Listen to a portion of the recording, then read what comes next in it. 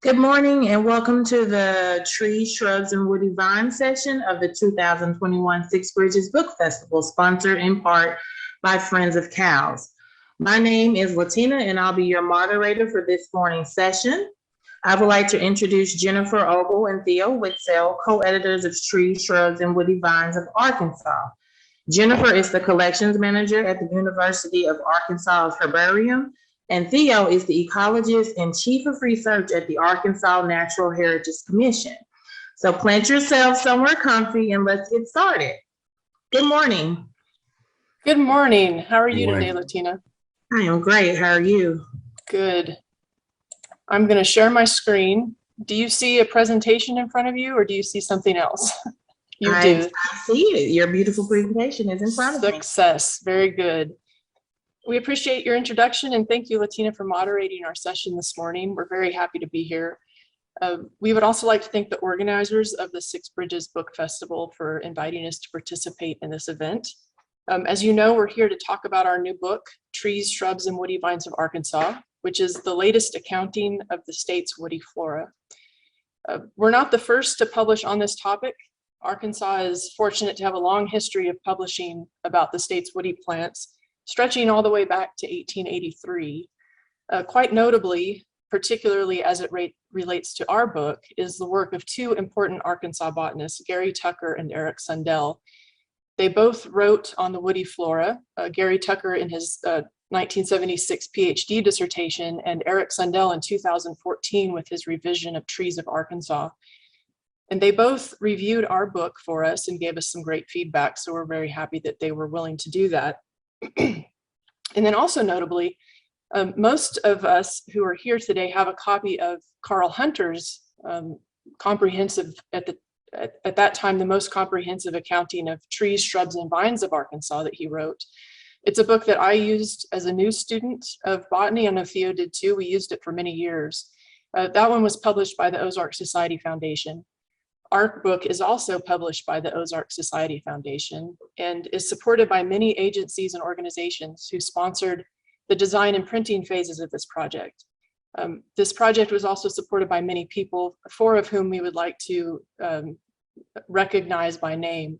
Three of them are Ozark Society Foundation current or former board members.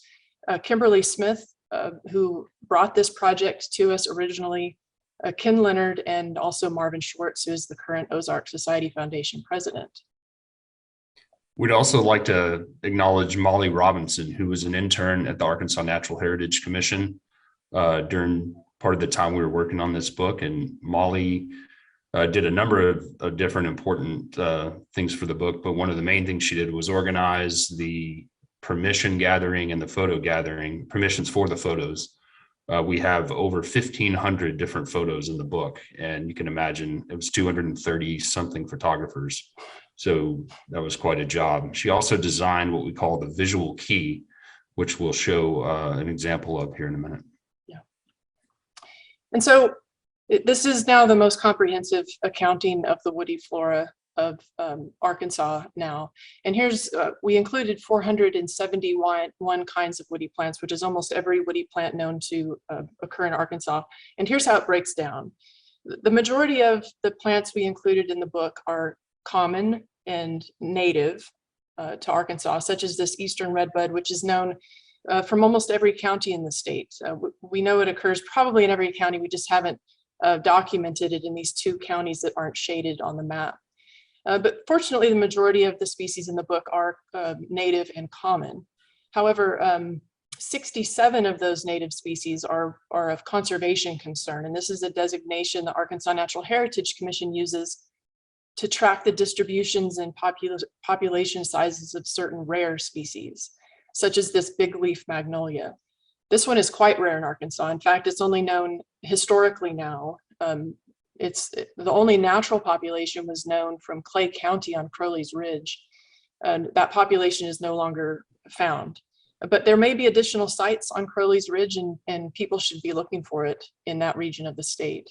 And then 39 of the plants in this book are on the watch list. So these are plants also on the Heritage Commission list that are, they track them as potential elements of conservation concern, but they need more study to determine if they are rare in the state. Southern crabapple is a good example of one. We know it was once somewhat common in the state. You can see all the shaded counties. We have specimens that represent those shaded counties in herbaria, such as the one I'm sitting in here. Most of those specimens are now old, and we rarely see it in the field today. So it's on the watch list, and the Heritage Commission is doing research to see if it is actually has become a rare species. And 3 of our native plants are endemic, or found nowhere else but in Arkansas, nowhere else in the world. So they're endemic to Arkansas. And Stearns Meddler is one of those 3. It's known from only one population in one county, in Prairie County, in eastern Arkansas, nowhere else in the world. And then we have 85 plants that have been introduced to Arkansas for various reasons. A lot of times they're introduced accidentally, but more often they're introduced intentionally. And this is since the time of European settlement.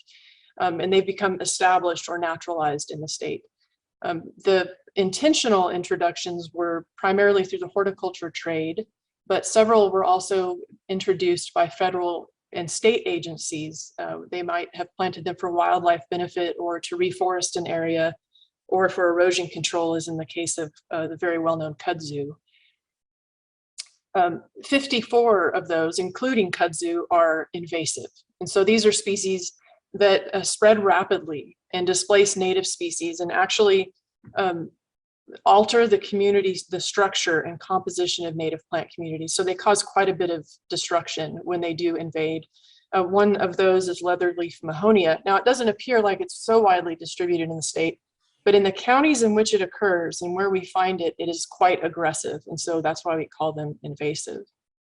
So that's how the book breaks down, and that's the types of plants we included, or the categories of plants we included in the book. And when we started working on this project, the 3 of us talked quite a bit about what we wanted to see in a field guide that we thought would be used. We've used many field guides in our careers, and we know what types of guides work and what types sit on the shelf and are never opened after we look through them a few times. We agreed that one of the first things we all agreed on is that we wanted this book to reach a wide audience and to be useful to a wide audience. So we wanted conservation professionals like botanists, ecologists, wildlife biologists to be able to use it as a desk reference and a field guide.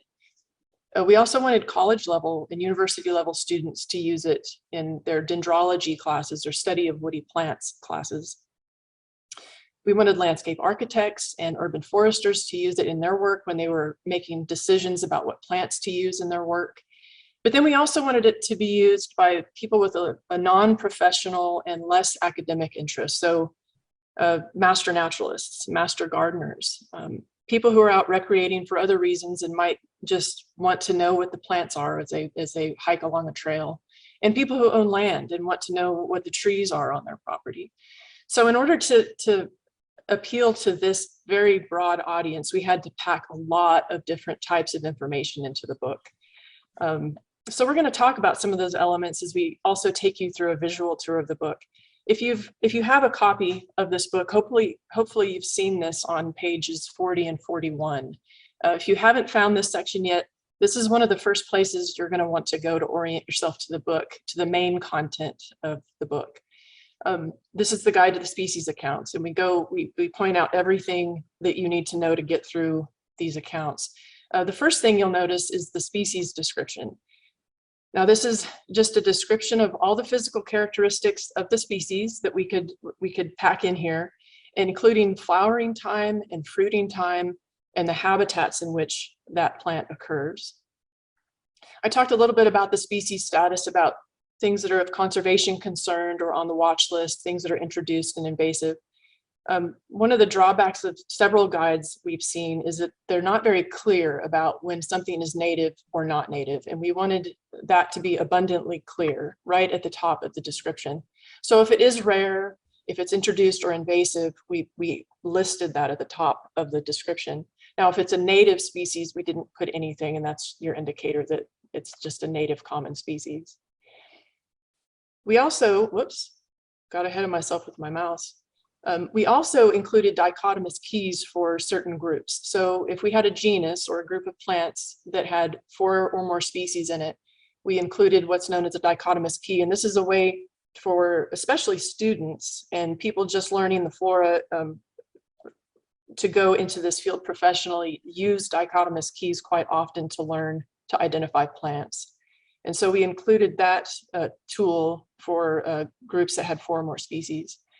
But for the majority of people using this book, we think the dichotomous keys aren't going to be very useful. And so we also added this section, which we're calling the visual guide or the visual key. And Theo mentioned that Molly Robinson put this together for us. She took all the pictures we gathered for the book and put together this visual key. So it's divided by trees, shrubs, and woody vines, as you might have guessed. And so if you have one of those in your hand or a plant you're looking at and you know they fit into one of those categories, you can go to this section and just scroll through the photographs. And hopefully you'll find a photograph that looks very similar to the plant you're looking at in real life. And then you can simply go to that section in the book and you've narrowed it down by many, many choices. And hopefully you can kind of rather quickly find the plant you're interested in knowing more about. We also wanted to include a lot of information to provide an ecological context. Anytime you're studying or interested in anything natural, whether it's plants or animals or habitats, it's useful to understand the landscape in terms of the natural divisions on the ground, things like landform, mountain ranges, geology, soils, river valleys, all those sorts of things. So we sort of started with this looking down from space view. Go to the next slide. Where we break the state into the major ecological regions. And we actually have an introductory chapter. It's somewhat lengthy and has a lot of great illustrations. It's called From Ecoregion to Habitat, Understanding the Distribution of the Woody Flora of Arkansas. So we talk about the things that sort of govern where things grow. Some plants have to have a high pH. They occur over limestone or dolomite bedrock or soils that came out of that. Other things like acidic geology. So we sort of break all these things down, talk about those natural divisions of the landscape to give everything context. And then we also break it into the habitats. So every species doesn't just grow everywhere. There's very distinctive patterns. Things have certain needs and they occur in a certain type of place. So in the descriptions in this introductory chapter, we sort of break out the major habitats that are important to the woody flora. So we have different types of forests that we describe, and we illustrate all the different habitats as well, or at least many of the major types. We talk about grasslands like savannas and prairies, different types of wetlands, of bottomland forests and swamps and so on. Next slide. So this is some more habitats. We have bluffs that are an interesting one. For example, there's a lot of rare species that are found primarily on cliff faces or cliff ledges and so on. So there's these different ecological histories of these things that got sort of stranded here when climates changed in the past. We try to interpret all that. And the habitats that are described in this introductory chapter correlate to the ones in each species account. So you can go back and sort of reference that first chapter and get a handle on what we mean when we say a mesic forest or a dry alkaline woodland or something like that. You can get back and understand what that is. We also have these range maps. So the standard for kind of showing distribution in botanical literature has traditionally been the county level. And the standard for documenting distribution is the herbarium specimen. So that's a pressed, dried scientific specimen in a museum, or an herbarium is what we call the collection of dried plants specimens. And that's mostly what we did. So most of the dots or the county shading, I guess, that we have in this book, if a county is shaded, there's typically an herbarium specimen to back that up. So it's not just Jimmy said he saw it kind of stuff. It's actually a museum record to document that distribution. And we have 4 different color shading, or 5 different colors shaded for these maps. And they refer back to those status designations that Jennifer described for each species. So we have, for example, if it's a native species that's not really rare or anything, it's got this sort of light green shading. If it is a introduced species that's not native, but maybe not invasive, it's a sort of a light orange. If it's sort of unknown, so we have some uncertainty for some species, or at least for some species in certain parts of the state. And in that case, it's a gray area. So we chose the color gray to sort of designate uncertainty, sort of unknown native status. And for some species, maybe it's sort of unknown at the whole state level. And for others, it's maybe known to be native in a certain part of the state, and it's a little bit uncertain. You know, a lot of things have happened before we were recording plant distributions, for example. And then for the rare species, the species of conservation concern, they're shown in blue. And for the invasive non-native species, they're shown in this sort of deep orange or hot orange color. And some of them, most of them, it's one color per map, but we do have some complicated plants with a complicated history. And we wanted to show that and not just say, oh, it's not native or it is native. We would say, oh, well, we pretty good evidence that it's native. For example, saltbush, the map at the top, pretty good evidence that it's native to a few types of saline, naturally saline soils in the southern part of the state, but very clearly recently invading in a rapid pace across the northern 2/3 of the state, and some uncertainty in between. So we want to tell those stories, and we describe them in text as well, but we want to show them in the maps. And I mentioned that the standard of documentation was the herbarium specimen, and most of the species, the dots on there, the counties that are shaded are from a specimen. We did make an exception for a lot of the invasive species. These things many of them have taken off recently and really spread over the last decade, 2 decades, 3 decades. Some are just showing up now and they're rapidly taking off. And they have not been collected. The specimens haven't been made. That's not something that goes on today as much as it did, say, in the late 1800s, early 1900s. There was a lot more museum specimen gathering going on. Today, sort of the more standard documentation are things like iNaturalist, which is a web-based platform and app that you can take a picture of a plant with your phone and upload it to this website, georeferences it, so we can go on, experts can go on and look and see where something has been documented and vet that record by looking at the photograph. Say, that's definitely what that is, or no, actually, we can go in and say, actually, I think, you know, my determination is it's this or whatever. So we made the decision to use these iNaturalist records specifically for the invasive species. And in doing so, we were able to document a lot of records that weren't in the herbarium collections. For example, Calorie pear, which is sort of the wild invasive Bradford pear, was only known from 25 counties in the state when we did the atlas 9 years ago, only based on herbarium specimens. We were able to double that just by using iNaturalist records gathered in the last couple of years. So we did make the decision to use those records for the recent invasives. Something else we did in this book is we updated all the scientific names that had changed since the atlas was published in 2013.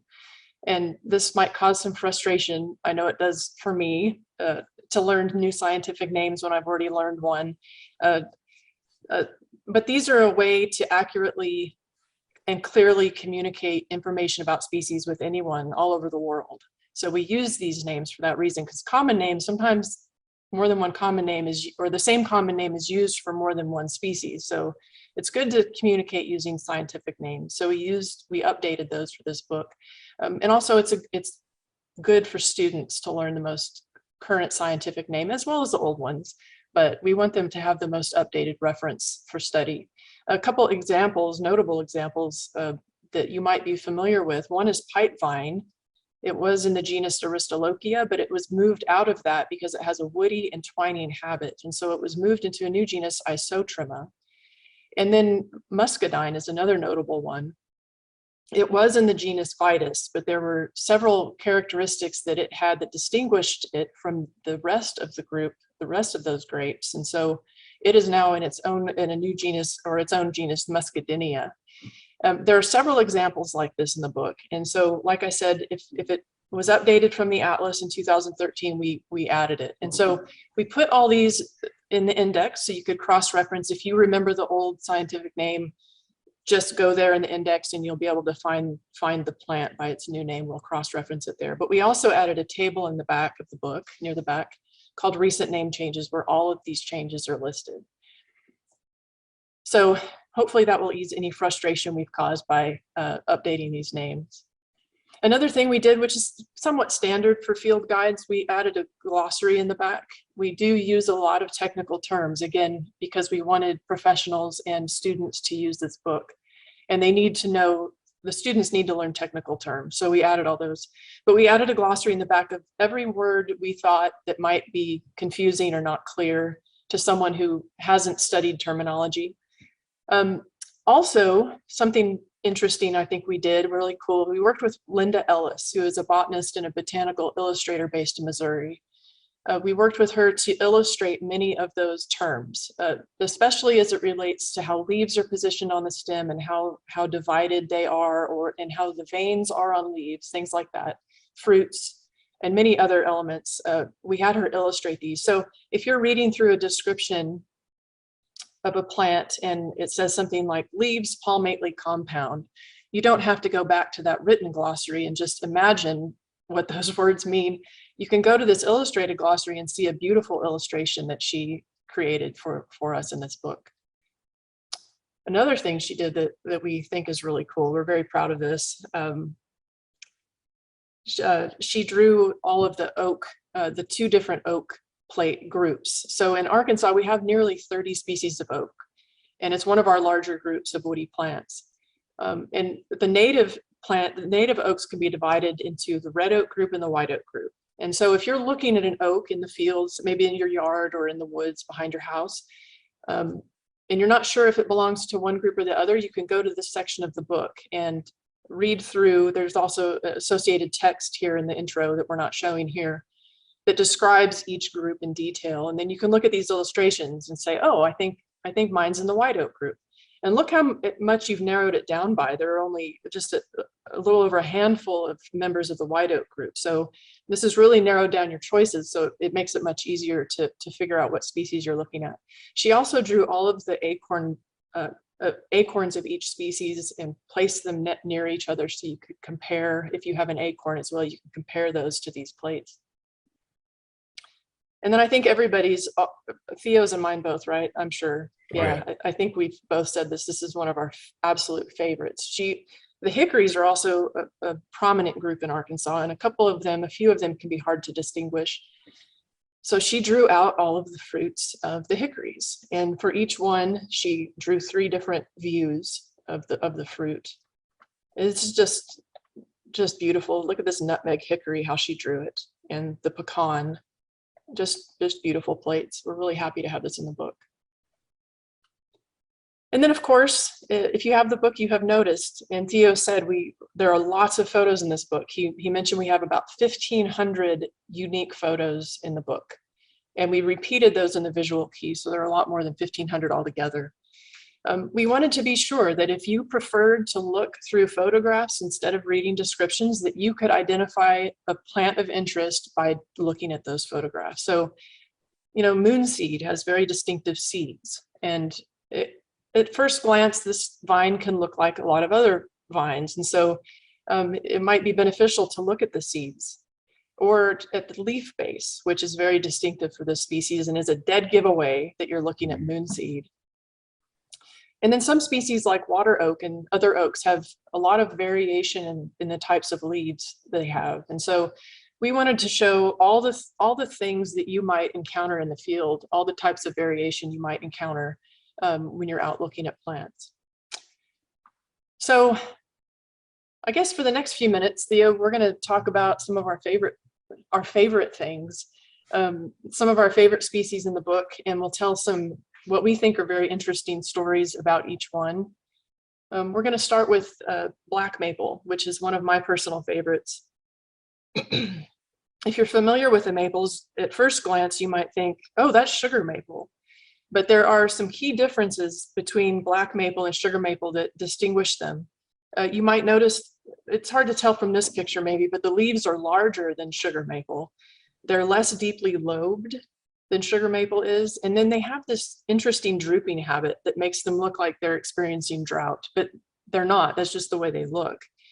Another distinguishing characteristic of black maple is that it has these pretty showy stipules, which are just appendages, sometimes leaf-like, sometimes small, but they're appendages at the base of the leaf stalk that some plants have.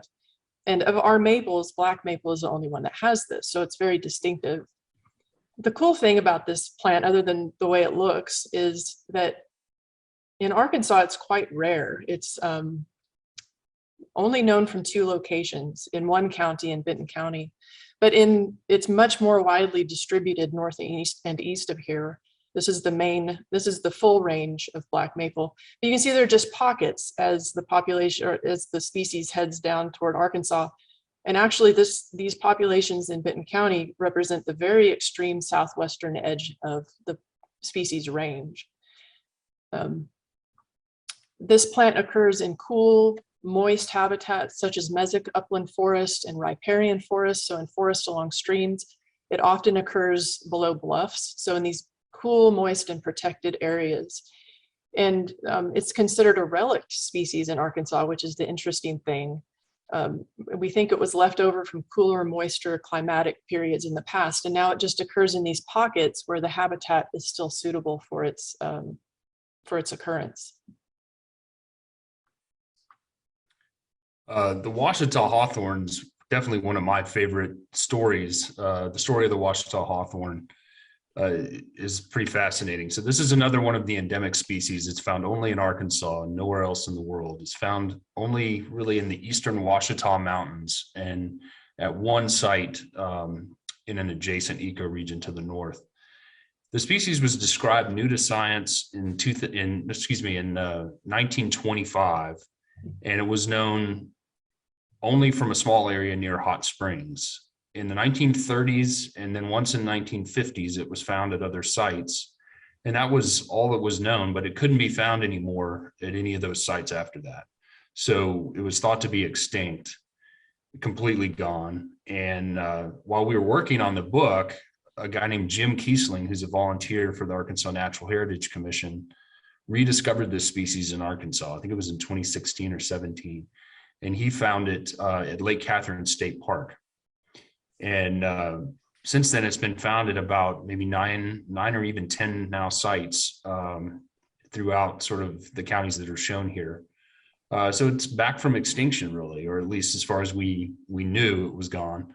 Of course, it wasn't, but this is a great story. And it's an Arkansas unique plant that doesn't occur anywhere else in the world. And of course, it's a conservation concern. Similarly, there's the Stearns Meddler, which is another one of the endemic plants found only in Arkansas. This species is known in the wild from only 25 individual plants at one site, which is Konechny Grove Natural Area. It's one of the state natural areas in Prairie County. And it's a hawthorn, essentially. It may be a hybrid. There's some evidence that it might be a hybrid between a European species called the Meddler, which is in a different genus, Mespilus, with one or more native hawthorns in a long time ago. Fascinating, beautiful ornamental shrub, could be used as an ornamental, and very rare in the wild, Arkansas zone. That's right. We also included several plants in the book that have never been included in Arkansas field guides until now. This is one, Ozark Leatherwood. It was described new to science in 2009, and so it predates or postdates any field guides until ours. This one is interesting because it was hiding in plain sight. So at the University of Arkansas Herbarium, where I am today, we had several specimens that were collected in the 1920s and were misidentified. Well, they were identified as the common leatherwood, Durca palustris. And they sat in the herbarium identified as that species for many, many decades before a sharp-eyed botanist saw a population that looked different than the typical leatherwood. And he worked on it, and it turned out it was a species new to science. So this Dirca decipiens, normal regular leatherwood, Dirca palustris, is pretty widely distributed throughout the interior highlands in the state. This one is only known from a few sites in Arkansas, a few sites in Missouri, and in Kansas as well. Another interesting thing, well, to me, the interesting thing is you can take a twig of this. It has really tough, leathery stems. And the reason it's called leatherwood is you can take a stem and tie it in a loose knot and it won't break. Pretty cool. And the way we can tell this one apart from the common one that many of us know, the flowers are different. I won't focus on that so much, but the fruits are very, very different. They're positioned differently on the twig. So the common one has stalked fruits. That has a stalk and they sit off the twig a little bit. This one does not have those stalks, so it sits right up, the fruits sit right up against the stem. And of course, you have to have fruits to see that difference. And you only have those during certain times of the year. But during most of all of the growing season, you have leaves. And so on Dirca decipiens, it has hairy leaves on the bottom. But on the common leatherwood, the leaves are not hairy. So that's quite a distinguishing characteristic. And another place it was hiding in plain sight was in Carroll County at Lake Leatherwood, which, as you might have guessed, Leatherwood Creek, which feeds Lake Leatherwood. Those are named for those plants that occur there. It turns out that and this is in Eureka Springs, or near Eureka Springs. It turns out that all of the plants that have been found at Lake Leatherwood are actually this rare species. So it was hiding in plain sight in the herbarium and for many decades, as well as in the field, which is kind of a cool story. I'll just say that when we could, we always tried to show a photograph of those important features that distinguish two species apart. So that leatherwood, if you look at the two leatherwood species treatments in the accounts in there, we show those differences and call attention to them in the text as well. So that was one thing that we really wanted to do whenever we could, was actually show with pictures. I'm a real visual person. My brain works visually. And to me, it's key to have those. And I think we really made an effort, and I thought we did a pretty good job showing some of these. Okay. We also wanted to feature and tell the stories of some species that are missing in action in Arkansas, that are no longer found today, but we do have historical records. And one of those is red bay. And this is, if you ever cook with bay leaves, this is the native bay that you can use the bay leaf in cooking. And there's one record of it from Arkansas. It was collected in the 1800s in Miller County, somewhere in the vicinity south of Texarkana. But we don't have any sites today that we can go find. Of course, we've looked for it, but we haven't found it yet. I have seen it within a mile or two of the Arkansas border in both Louisiana and Texas. Surely it is in southwest Arkansas somewhere, but we don't have any records. So we're hopeful that by featuring this and showing that it's missing, that we'll get some readers to get inspired to go on a hunt and go find this thing and document it again from Arkansas, 140 years since it was last documented. And then this is another one. So it turns out we have two kinds of barberry in Arkansas. And both of these are just recently included in the flora, but for two different reasons. So on one hand, we have a very rare native barberry, or at least we have a historical record of it. That's the American barberry, Berberis canadensis. You can see from the map that we actually don't, it's the only map of its type in the book that doesn't pin a record to a specific county, because we don't know what county it was observed in or collected from. We know only that it was in the Ozarks. And so we have this map that just just has all of the Ozarks shaded in with these question marks. And then the other species we have is the Japanese barberry over on the right. And that's a species that has long been an cultivated ornamental. It's a bad invasive in the north, central and northeastern United States and coming down the Appalachian Mountains, but we didn't have records of it naturalizing or spreading beyond cultivation in Arkansas until recently, as we were doing research on this book. It's spreading now in at least 2 counties in northwestern Arkansas and Benton and Washington County. But the story behind the discovery of the American barberry is interesting.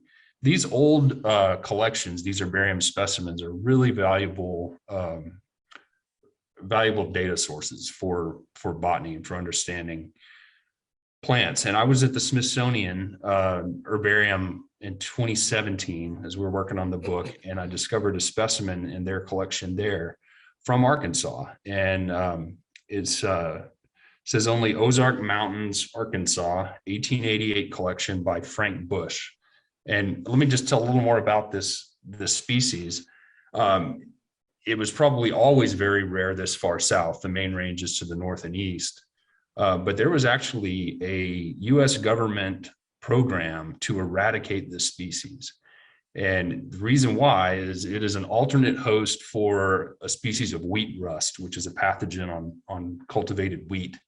The fungus spends part of its life on the barberry plant and part of its life cycle on grasses, including wheat.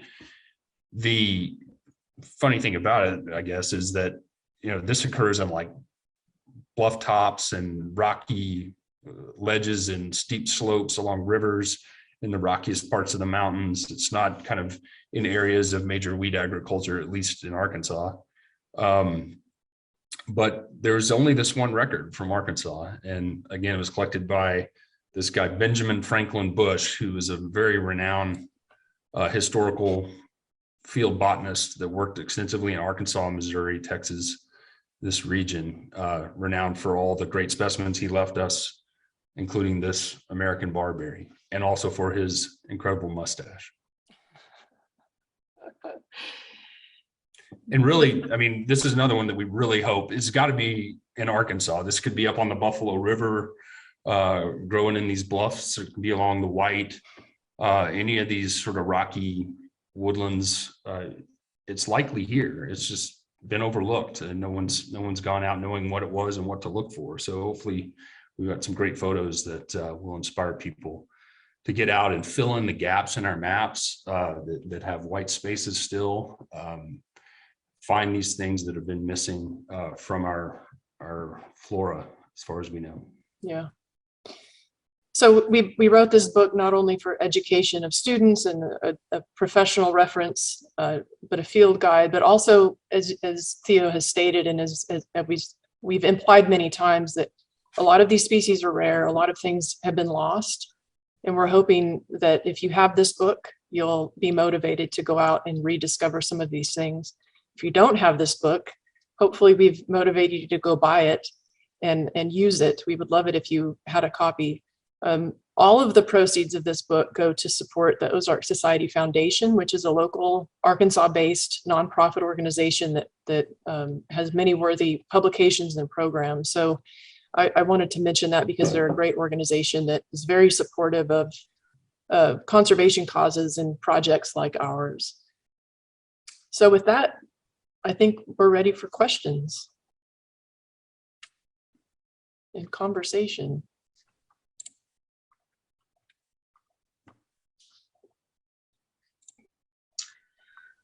Okay, so we have a question in the chat, and it's, are there new plant species that have not yet been identified, or do you think you all have pretty much documented everything out there? That's a great question. There are absolutely undiscovered, undescribed species, including in Arkansas. We know of many of them already. They've been sort of identified. We find them from time to time. It's not common, of course, in the temperate part of the world where things have been relatively well studied. But we do absolutely have species, and Jennifer and I both know of some. I'm sitting on several right now that I'm working slowly to get described. It's a bit of a process, but How many do you have? Did you say 6 recently that you're working on? several. Yeah. Probably, He's not ready to talk about all of them. A few more. Yeah. But it's, I'll say this, in the Southeast US, sort of a group of colleagues that I work with have identified 99 different species that are undescribed new to science just in the Southeast US right now that they know of, that people are working on. New species get described every year. And, we featured a few in the book here, like the Ozark Leatherwood was a recent one. It's rare to find large plants, woody plants that are new to science. Some of the really diverse groups that are poorly understood, like the hawthorns, which is the most diverse genus of woody plants in Arkansas with 52 different kinds. There's no doubt undescribed hawthorns to be worked up. But then, of course, a lot of the non-woody plants, which is the majority of our flora. There's over 3,000 different kinds of plants known from Arkansas in the wild. Only the 470 some odd that we treated in this book are the woody flora, the ones with, wood, and then the rest are herbaceous or non-woody plants. So in the herbarium where I'm sitting, there are specimens of undescribed species in those cabinets. We're sure of it. That's the importance of herbaria too, that we keep these places alive and functioning. They take up a lot of space, but they're really important places to discover new species.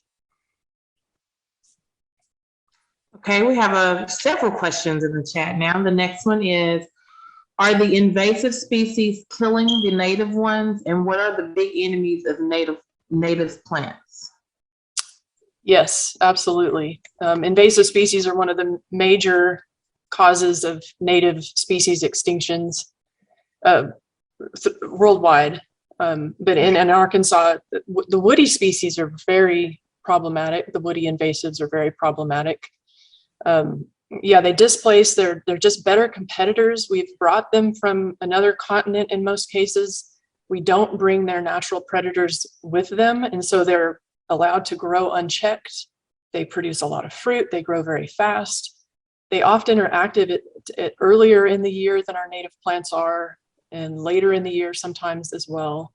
And so they're just superior competitors. They compete for space, for water and nutrients, and sunlight. Sunlight is a huge, huge deal. They just outcompete native species. So yes, they're absolutely a major problem, and they are displacing and reducing the amount of invasive or native species that we see in Arkansas for sure.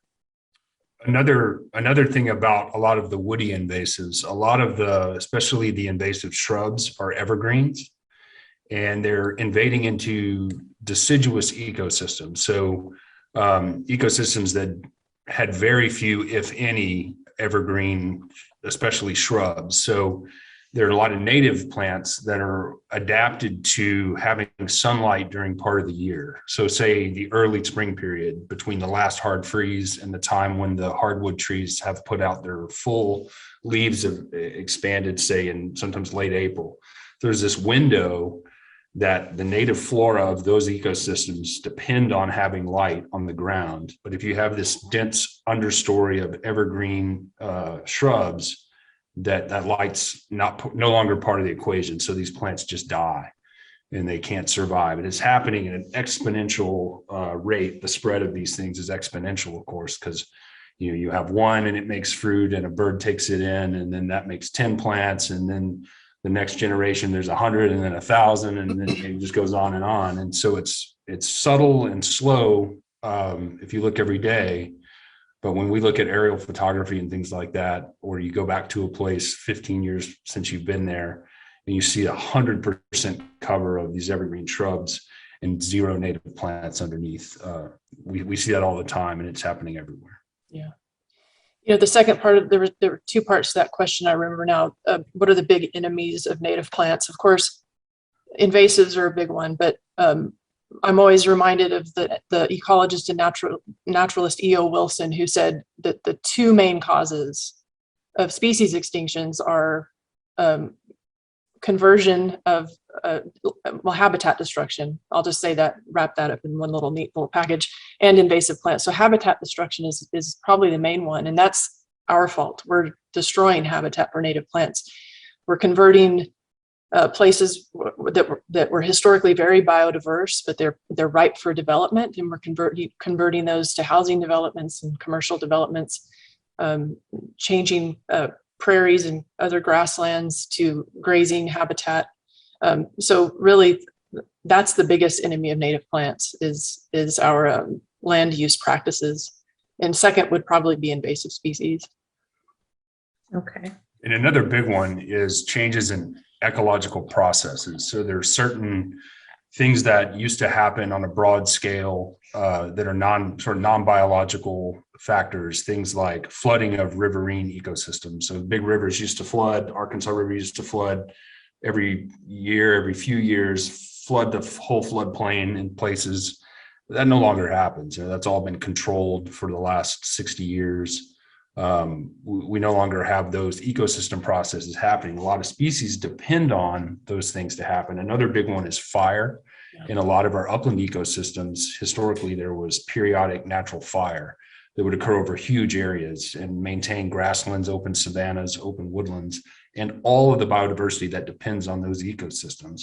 Well, that's now almost completely out of the equation as well. Of course, there were large herbivores like bison and elk historically that maintained certain habitats, and those are gone. So there's also these changes in these processes that have a major impact over long periods. Okay. How many years and approximately how many hours did it take you to complete this work? How many years? We started this project in 2012, and it was published late last year. And if we were to add up all the hours, I don't think we could. Theo, you want to give an approximation? No. My wife would leave me and I'd probably get fired from my job. Yeah, no doubt. Yeah, and it's exhausting. Hundreds of thousands of hours. I don't know. Yeah, many. Okay. Can you give examples of plants declining or increasing presence in Arkansas due to global warming? And is there any recommendations to aid their preservation?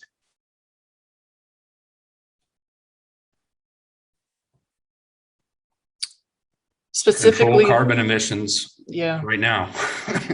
Right. Yeah. You want to go ahead, Jennifer? No, I was going to ask you if you knew of any specifically that we can pinpoint on climate change. I think it's hard to pinpoint. Recently. Yeah, it's hard to pinpoint for sure. But the thing we worry about the most are these, Jennifer talked about a few species that were sort of these northern, you could sort of call them northern species that made it down to Arkansas during past cool climatic periods. 100,000 years ago, there were glaciers at St. Louis, Missouri, and coming all the way down to southern Illinois. So everything in that northern part of the continent at our latitude was under a mile of ice or more. And there was no flora at all. So all of that flora came down here at that time. We used to have spruce fir forest here. We don't have any of that, of course, remaining. But in the Pleistocene ice ages, that flora was here. As the climate warmed, glaciers retreated, the flora went back north. And we have a whole bunch of these species that we now call northern relics that came down here and are stranded in little microhabitats, either at real high elevation where it's cooler and more moist, like on top of Mount Magazine, our highest peak, or below the bluff line on a north-facing slope, like where the black maple grows. They're only found in those special spots where it's cooler and more moist than the most of the climate here. Those are places and species that we worry about disappearing, declining as things get warmer. And then, of course, it's getting wetter here. So it's getting more extreme. So we're having wetter wet seasons, unseasonable flooding at certain times. And then we're also having more extreme droughts. We've definitely seen big die-off a few years ago in Southwest Arkansas. Tons and tons of oak trees died, and pine trees. So we can see little things like that happening during extreme weather, extreme climatic, short-term periods, droughts, and so on. There are a number of species that I guess I don't think I could say any of the woody flora has disappeared just from that. But it might be something that it's already at a marginal habitat, like the big leaf magnolia that Jennifer showed. It was known only from this mesic forest on Crowley's Ridge in Clay County, northeast Arkansas. That site was logged pretty heavily, not quite clear cut, but it was logged, and that of course opens up to become more dry. And no one's logging to get the log of a big leaf magnolia. It's not a commercially valuable tree, and of course it's a small tree. But the site might have been, presumably they were still there, but the site got maybe too hot and dry once it was cleared, and it disappeared maybe from that. And I can't say for sure that's why it's gone, but it's no longer found in that area. We do know that. And we do expect that we might see increases in certain invasive species that were typically south of here. We're seeing things move around more and go farther north in general, not just in Arkansas, but things like kudzu, you're seeing it much farther north than you used to. We might see more of that. But on the other hand, the plant I studied for my master's is garlic mustard, and it requires a period of cold stratification, the seeds, in order to germinate. And so we're seeing it in the Ozarks, and I'm curious to see if it retreats or if it continues to advance south as we're seeing it happen. So it's an interesting thing with invasive species, how they might be moving in response to climate change as well. A great example of the southern problems moving north. There's a tree that we have in the book called Chinese tallow tree, Triatica subifera. And that species was introduced to North America as an ornamental, and it has become a major pest, like on the Gulf Coast. It likes a warm, wet climate, and it's moving north. It's been moving north for a while. It's become a real problem in South Arkansas. But in the last couple of weeks, I got the first records from the Ouachita Mountains of that plant outside of Little Rock. It's been known from around naturalizing in Little Rock for a while from plantings. But this was a really remote area on the Alum Fork of the Saline River, way up in the mountains, and it was spreading along the gravel bars of the river. Someone collected it in Fayetteville or photographed it in Fayetteville, the seedlings of it coming up a few years ago, 2 years ago, maybe. So we're seeing things really starting to jump and move north. That's a good example. Okay, we have a question about if you see invasive plants, what should a person do? Do you destroy it or notify someone? It depends on if it's on your property or on public property. If you see something on public property, you should notify the owners of that property. If it's on your property, you should get busy and get rid of it if you can, if the infestation isn't too bad. Yeah. There are a few things that are really bad elsewhere and just beginning to show up here. And it's those that I think we need to focus our effort on. There was a plant called Kogon Grass, not a woody plant, but it's a severe invasive in, say, Mississippi, Alabama, Louisiana.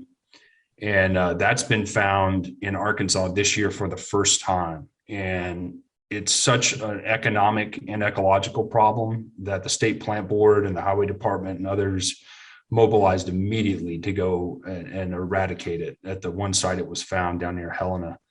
And there's a team now assembled, and there's going to be surveys done every year along all the roads coming up from Mississippi and that part of the state to try to stop this thing from taking off in Arkansas. Of course, there's other things like privet or Japanese honeysuckle or some of these things like kudzu. We're not going to stop it. You can fight it locally where there's something rare that you want to keep in high quality condition, or keep something rare species from being destroyed by it. But we're 150 years too late to stop some of these things, unfortunately. Yeah. Got to pick your battles. In a state of managed forest and harvesting from clear cuts, are you optimistic about Arkansas's land management in light of research and advocacy by Suzanne Samard?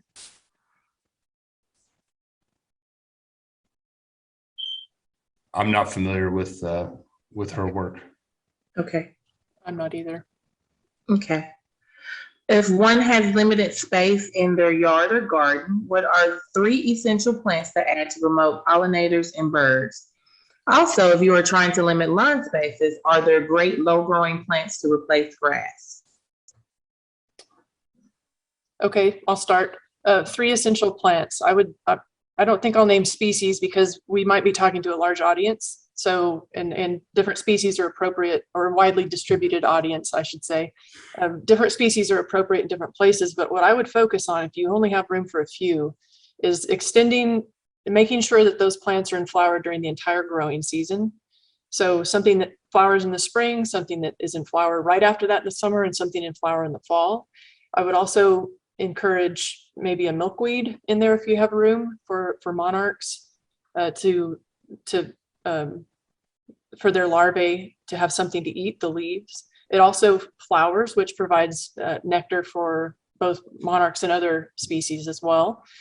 So that's where I would start, is getting a group of plants that flower for the whole season and that are native to your area. I'll plug something that the Natural Heritage Commission's worked on. We put together a native gardening guide for Arkansas that's sort of tailored for, like, it chooses species, or at least groups of species that are widespread in the state and would do well in a kind of a somewhat broad set of growing conditions. You can find it on our website, which is naturalheritage.com or .org, either one. There's a lot to choose from. It's hard to pick 3, that's for sure. Jennifer and I have also come up with some list for targeting seed collection for propagation. We would like to see a native seed industry take off in Arkansas. So we made some recommendations for species that could be propagated commercially and would go a long way towards making a difference in people's yards and fields and other places. And it's been very hard for us, or especially for me, maybe, to limit it to a reasonable number, because there's so many great species. Yeah, you can't have them all on the list. Right. And so about lawn spaces, we don't have any truly low growing, like really low growing native grasses in Arkansas that I can think of. But maybe some sedges that are low growing might be appropriate if you're trying to limit lawn spaces. If you want to be able to walk on it, your choices plummet, I think, quite a bit. Do you know of any really low growing plants that could replace grass, Theo? Yeah, there's a couple of grasses that would be excellent native turf grasses if they were done. There's a genus called Axonopus, and there's 2 species in that genus in Arkansas that are native, especially in the southern half of the state.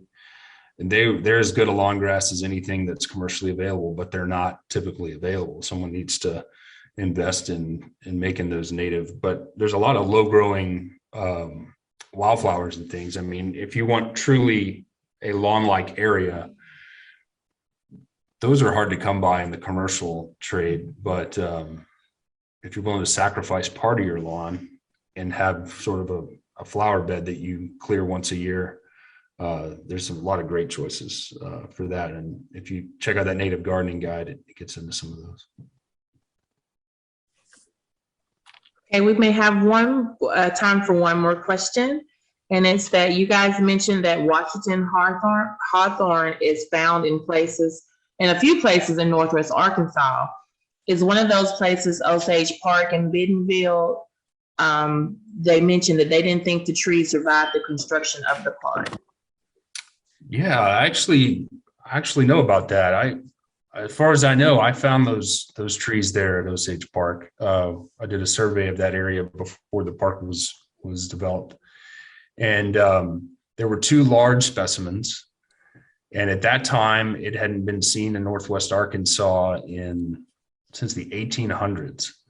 And there were also several small ones which were rescued and moved off-site. The big ones may not have survived, but there were some that were moved off-site, and I think some others propagated from seed from that population. And it's since been found at about 4 or 5 other spots in Benton and Washington counties. So the good news is some of the genetics from that population have been preserved, and new sites have also been found. And I think that someone did find a couple more plants at the park, the part of the park that's been preserved and not going to be developed. So a little bit of good news there.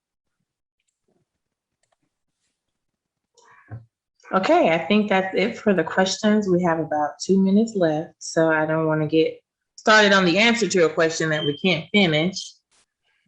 So I thank everyone for joining this session, and I thank you guys for participating and teaching us all the great things we've learned today. Thank you, Latina. I want to thank everybody who's here today. I saw a lot of nice, great questions that we didn't have time to get to, but we appreciate all you being here. Thank you.